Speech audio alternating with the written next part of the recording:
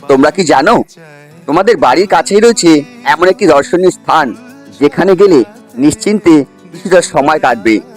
প্রায় 150 বছরের বেশি আগে তৈরি হয়েছে এই দর্শনীয় স্থান। মানিকতলা থেকে একটু এগিয়ে গৌরীবাড়ির দিকে গেলেই পথে পড়বে বদ্রীদাস মন্দির স্ট্রিট।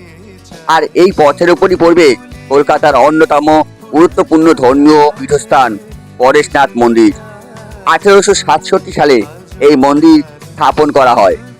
সমগ্র মন্দিরটি 4টি ভাগে বিভক্ত। শীতলনাথ মন্দির, যেখানে পূজিত হন ভগবান শীতলনাথ; চন্দ্রপ্রভু মন্দির, যেখানে পূজিত হন ভগবান চন্দ্রপ্রভুজি; দাদাবাড়ি মন্দিরে পূজিত হন মহাবীর স্বামী ও অপরটিতে দীন দত্ত। মন্দিরের গর্ভগৃহে শীতলনাথের হীরক খচিত কপাল মূর্তি পেয়ে যাবেন।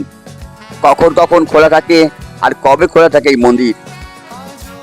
সপ্তাহের 7 দিনই এই মন্দির খোলা পাবেন, তবে সকাল 6টা থেকে দুপুর 1টা ও বিকাল 4টে থেকে রাত 9:30 পর্যন্ত এই মন্দির খোলা থাকে।